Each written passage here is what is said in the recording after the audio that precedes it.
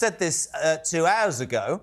The people who have demonstrated and protested for a ceasefire will feel buoyed today by the fact that there is news that potentially this could happen within days. That's what Biden said last night. What we're trying to find out here, my friend, is whether the police, whether there's enough of them and whether they have controlled these demonstrations, not the peaceful elements, but some of the more fanatical and if you like, the ones that are causing trouble. Are they doing it in the right way? Is it because they don't want to or because there isn't enough of them? What's your view on this, Bill? So my view, first of all, thank you very much for having me on, is that the police have more than ample powers, actually. And also, I agree with your viewer who called in a few minutes ago to say that the right of peaceful assembly and protest is very old in this country and goes way before the Human Rights Act or anything like that. And so we've always had that right. And as you pointed out, I've been on two of the protests on the 11th of December and 13th of January. And on each occasion, it took me 3 or 4 hours walking very slowly to get from the beginning to the end. And absolutely peaceful, many families. And I saw groups of 3 police from all over the country looking at their jackets where they were from. And one had to tread carefully so as not to tread on their toes. But I would say the policing was absolutely disproportionate to the very peaceful nature of the protest. So the problem... I'd be very... Sorry. No, the problem, Bill, with this, and it's actually, if we're being really honest, and I think television and radio should be honest, I think it's a very, very difficult subject to have, right? Because there are undoubtedly millions of people in this country and across the world who quite rightly want a ceasefire because of the situation in terms of the humanitarian issues. There are different sides to this. Let me put something to you because you're a reasonable man.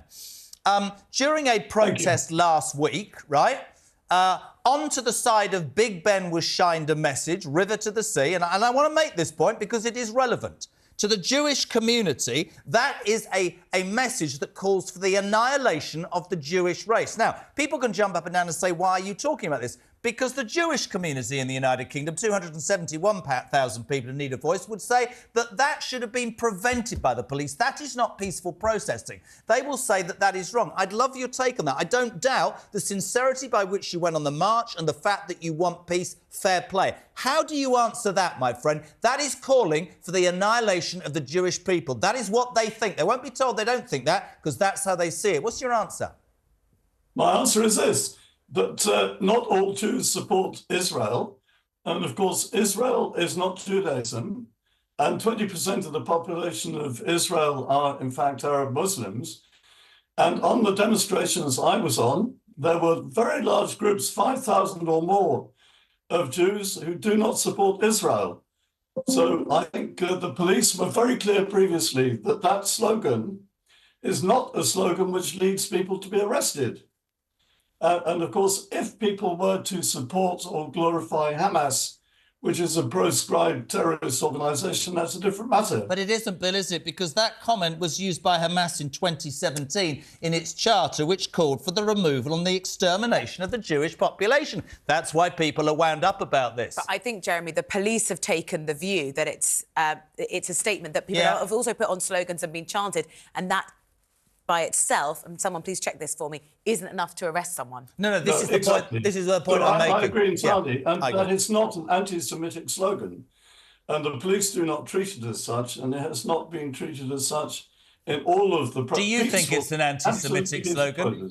Do you think it's an anti-Semitic slogan? No, I think it's a slogan which says that there should be peace, and I think when Mr. Netanyahu has been on television recently.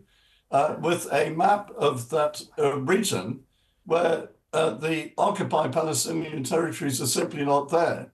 And you have the state of Israel from the river to the sea with no Palestinians. I think that means to say that the Israeli government, far from it being a government which wants peace, actually wants to have a territory in which there are no Palestinians or some people in the Israeli government. this is interesting, but I think we're moving away from the crux of this bill, which is that the committee have said, look, it's unsustainable to police the protests in the way that they've been developing. So we now have a problem, really.